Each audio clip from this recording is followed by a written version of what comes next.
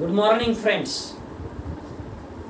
आज आपण ordinary differential इक्वेशनच्या लेक्चर 46 वर आहोत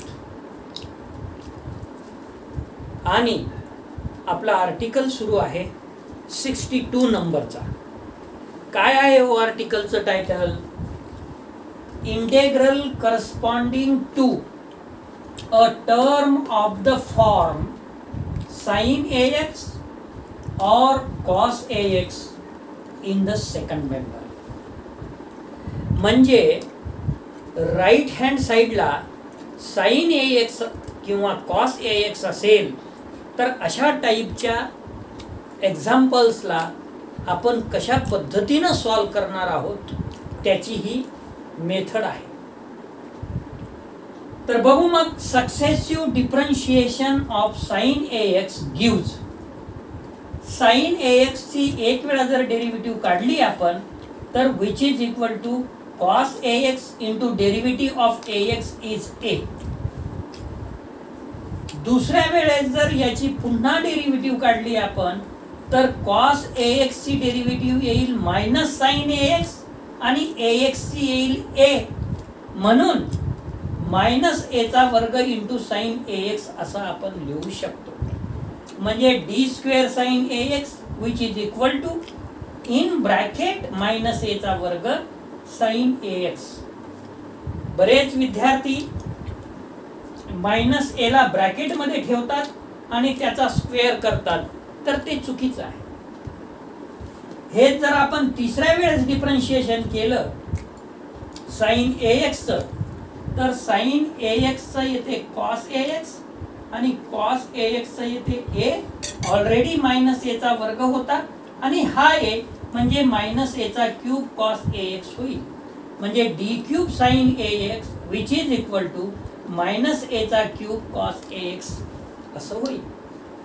आपण हीच जर आता फोर्थ वेळा डेरिव्हेटिव्ह जर काढली d⁴ sin ax which is equal to या cos ax ची डेरिव्हेटिव्ह मायनस sin ax आणि ax ची डेरिव्हेटिव्ह a.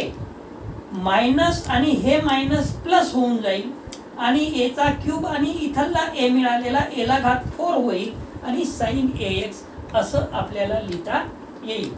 याला जर आपण अशा स्वरूपात लिहिलं मायनस a चा वर्ग आणि ब्रॅकेट कंप्लीट त्याचा वर्ग sin ax तरीही चालेल. म्हणजे दोन वेळा डेरिव्हेटिव्ह जर काढली तर मायनस a चा वर्ग एका ब्रॅकेट मध्ये त्याच्यावर डॅश 1 म्हणजे 1 इथं आलं. चार वेळा डेरिव्हेटिव्ह काढली तर मायनस a चा वर्ग ब्रॅकेट आणि त्याचा वर्ग.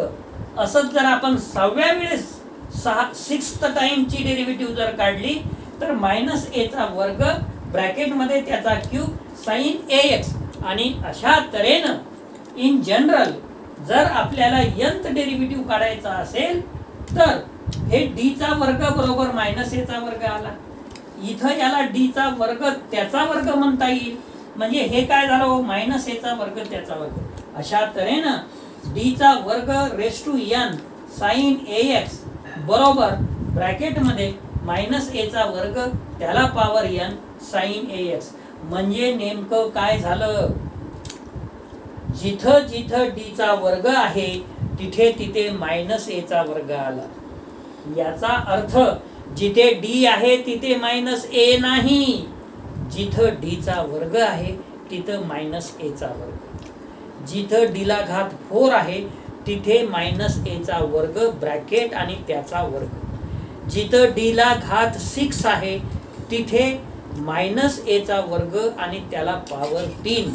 अशा तऱ्हेनं d चा वर्ग त्याला पॉवर n जर असेल तर that is equal to minus a square त्याला पॉवर n आपल्याला लिहिता येईल.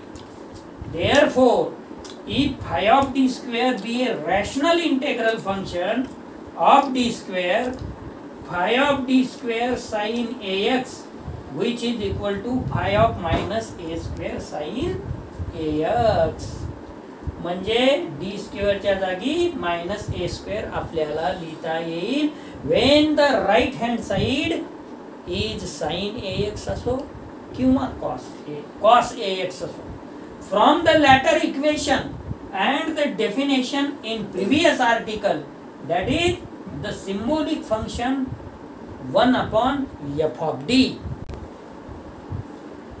it follows, since phi of minus a square is merely an algebraic multiplier, that 1 upon phi of d square sin ax, which is equal to 1 upon phi of minus a square sin ax. म्हणजे काय result आला, जेव्हा आपण particular integral calculate करू तेव्हा 1 upon phi of D square जे आपल्याला term मिळेल तिथं डी स्क्वेअरच्या जागी मायनस ए स्क्वेअर आपल्याला सबस्टिट्यूट करायचं आहे. डीच्या जागी मायनस ए नाही, डीच्या स्क्वेअरच्या जागी मायनस ए स्क्वेअर, आणि हे मायनस ए इन ब्रॅकेट आणि त्याचा वर्ग सुद्धा लिहायचा नाही. सिमिलरली हीच गोष्ट जर आपण कॉस ए एक्स साठी कॅल्क्युलेट केलं तर काय होईल, it can be shown that 1 upon phi of D square cos A X which is equal to 1 upon phi of minus A square cos A X. म्हणजे हे मी डायरेक्ट इथं लिहिलेलं आहे, परंतु तुम्हाला जर परीक्षेमध्ये डिराइव हा फॉर्म्युला जर म्हटलं की you derive the usual notation 1 upon phi of D square cos A X is equal to 1 upon phi of minus A square cos A X, तर आपल्याला सुरुवात कुठून करावं लागेल, सक्सेसिव्हली डिफरन्शिएशन गिव्ज पहिली derivative of cos A X is equal to minus A sine A X, तिथून तर इथपर्यंत फक्त फरक काय होईल, साइन ए एक्स ची डेरिव्हेटिव्ह काढायच्या ऐवजी आपल्याला सक्सेसिव्हली कॉस ए एक्स ची डेरिव्हेटिव्ह काढावं लागेल, आणि डी चा वर्ग बरोबर मायनस ए चा वर्ग, जे की आपण या 1 upon phi of D square sine A x मध्ये ज्या पद्धतीनं आलेलो आहे त्याच पद्धतीनं याचंही कॅल्क्युलेशन करावं लागेल. म्हणजे तुम्हाला सहज 1 upon phi of D square cos A x which is equal to 1 upon phi of minus a square cos ax मिळून जाईल. and more generally that 1 upon phi of d square sin in bracket ax plus alpha असेल तर which is equal to 1 upon phi of minus a square sin ax plus alpha. म्हणजे काय होईल, हा जो x चा कोएफिशिएंट आहे ना तो d स्क्वेअर म्हणजे मायनस a स्क्वेअर x चा कोएफिशिएंट मिळेल. तसंच and 1 upon phi of d square cos ax plus alpha which is equal to 1 upon phi of minus a square cos ax plus alpha. अशा तऱ्हेने हे चारही result तुम्ही आता रिमाइंड म्हणजे माइंड मध्ये ठेवा. 1 upon phi of d square sin ax which is equal to 1 upon phi of minus a square sin ax. 1 upon phi of d square cos ax which is equal to 1 upon phi of minus a square cos ax. 1 upon phi of d square sin ax plus alpha is equal to 1 upon phi of minus a square sin ax plus alpha. आणि 1 upon phi of d square cos ax plus alpha which is equal to 1 upon phi of minus a square cos ax plus alpha. आता ह्याच्यावरचे आपण example बघू. Example 1 on page number 77. Solve d cube y upon dx cube plus d2y upon dx square minus dy by dx minus y which is equal to cos 2x. म्हणजे इथे याची किंमत 2 आहे. आता आपल्याला रिझल्ट वापरताना -2 चा वर्ग करावा लागेल, परंतु -2 ब्रॅकेट मध्ये घेऊन जर त्याचा वर्ग केला तर ते 4 येऊन जाईल, आणि -2 डायरेक्ट जर त्याचा वर्ग केला तर मायनस जशाला तसं राहील आणि 2 चा वर्ग 4 येईल. Solution: the given equation is d3y divided by dx cube plus d2y divided by dx square minus dy by dx minus y which is equal to cos 2x. This equation written in symbolic form is d cube plus d square minus d minus 1 bracket मध्ये ब्रॅकेटच्या बाहेर y which is equal to cos 2x, आणि where d by dx is equal to capital D. आता पहिल्या 2 term मधून d चा वर्ग common काढला म्हणजे शिल्लक राहिलं d+1, आणि तिसऱ्या आणि चौथ्या टर्म मधून मायनस साइन कॉमन काढलं आणि ब्रॅकेटमध्ये राहिलं d+1, ब्रॅकेट कंप्लीट, ब्रॅकेटच्या बाहेर y which is equal to cos 2x. d+1 into d square minus 1 outside the bracket y which is equal to cos 2x. याचे फॅक्टर पाडा, d+1 d-1, a चा वर्ग minus b चा वर्ग a plus B a minus B. म्हणजेच आता काय झालं मग, b+1 d+1 d-1 y which is equal to cos 2x. d-1 into d+1 चा whole square into y which is equal to cos 2x. म्हणजे एक रूट मिळाला आपल्याला d is equal to m is equal to 1 आणि दोन repeated route मिळाले आपल्याला d is equal to m2 is equal to m3 is equal to -1. आणि म्हणून डिफरंट रूटचा फॉर्म्युला या रूटसाठी आपल्याला यूज करावा लागेल आणि रिपीटेड रूटचा फॉर्म्युला आपल्याला या रूटसाठी यूज करावा लागेल. मग काय होईल हो, hence the complementary function is c1 e to the power m1x, m1 ची किंमत 1 म्हणून x plus in bracket repeated roots c2 plus c3x ब्रॅकेटच्या बाहेर e to the power m2x म्हणता येईल आपल्याला आणि m2 m3 म्हणजे त्याची व्हॅल्यू आहे -1. Now the particular integral is 1/d+1 चा वर्ग इंटू d-1 cos 2x. परंतु sin ax किंवा cos ax जर असेल तर आपल्याला पॉलिनॉमियल इन d जे आहे ते d स्क्वेअरच्या स्वरूपात पाहिजे.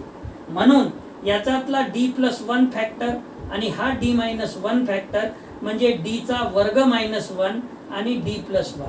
म्हणून याला असं लिहिता येईल which is equal to 1/d+1 into 1/d² -1 cos 2x. आता हा रिझल्ट यूज करायचा आहे आपल्याला. 1/5 of d², 5 of d² ची किंमत ही आहे d² -1 cos ax which is equal to 1/5 of -a² cos ax. म्हणजे d² च्या जागी काय सबस्टिट्यूट करायचं आहे आपल्याला, -a². So that is equal to 1/d+1 into 1/-2 चा वर्ग -1 cos 2x. Formula because 1/5 of d² cos ax which is equal to 1/5 of -a² cos ax. बरेच विद्यार्थी काय करतात की -2 आणि त्याला ब्रॅकेट करून त्याचा वर्ग करतात आणि याची व्हॅल्यू येऊन जाते 4. पण आपल्याला d चा वर्गाच्या ठिकाणी -a चा वर्ग असं लिहायचं आहे, त्यामुळे याची व्हॅल्यू -4 येईल. आलं का लक्षात? चुकूनही विद्यार्थ्यांनी असं लिहू नये -2 चा वर्ग म्हणजे ते 4 येऊन जातात. आपला रिझल्ट सांगतो की जिथे जिथे d चा वर्ग असेल तिथे तिथे -a चा वर्ग लिहावा लागेल आणि a ची किंमत जी असेल ते समोर which is equal to -2 चा वर्ग म्हणजे -4 येईल. ब्रॅकेटचा वर्ग नाही आहे. सगळ्या विद्यार्थ्यांनी ही गोष्ट लक्षात ठेवायची आहे. बरेच विद्यार्थी ही चूक पेपर मध्ये करतात. तर आपण इथपर्यंत आलो. हे झालं -2 चा वर्ग 4 म्हणजे इथं -1/5 आणि आपल्याजवळ शिल्लक राहिलं होतं 1/d+1. आता आपल्याला डिनॉमिनेटरला d² पाहिजे, इथं तर नाही आहे. मग आपण काय करू शकतो, रॅशनलायझेशन. जर d+1 फॅक्टर असेल तर d-1 न मल्टिप्लाय करायचं, d-1 न डिवाइड करायचं. d-1 जर आपल्याजवळ फॅक्टर असेल तर d+1 न मल्टिप्लाय करायचं, d+1 न डिवाइड करायचं. तर आता आपल्याजवळ d+1 आहे, त्यामुळे आपण रॅशनलायझेशन d-1 न मल्टिप्लाय केलं, d-1 न डिवाइड केलं.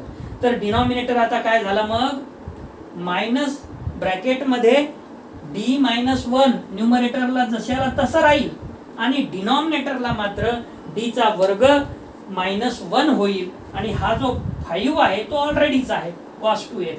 आता आपल्याला सेम रिझल्ट इथं यूज करता येईल. मग करा, which is equal to -1/5 d-1 into 1/-2 चा वर्ग -1 cos 2x. मी -2 ब्रॅकेट मध्ये घेऊन त्याचा वर्ग करत नाही आहे. मी -2चा वर्ग अशा पद्धतीनं लिहित आहे, आपणही असंच लिहायला पाहिजे. विच इज इक्वल टू हे -5 हे -5 म्हणजे 1/25 d - 1 cos 2x which is equal to 1/25. मग हा d - 1 ऑपरेट करायचं cos 2x वर किंवा cos 2x ऑपरेट करायचं d - 1 वर, ब्रॅकेटमध्ये d cos 2x minus cos 2x which is equal to 1/2x.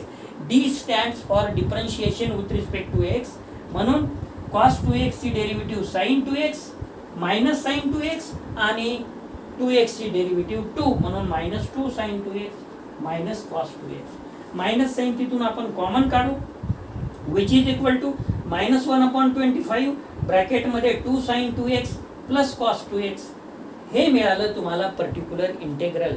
आणि कॉम्प्लिमेंटरी फंक्शन आपण ऑलरेडीच काढलेलं आहे आणि hence the complete solution is y is equal to complementary function plus particular integral. Complementary function आहे c1 e⁻x plus ब्रॅकेटमध्ये c2 plus c3x ब्रॅकेटच्या बाहेर e⁻−x आणि पर्टिक्युलर इंटेग्रल आहे -1/25 ब्रॅकेटमध्ये 2 sin 2x plus cos 2x.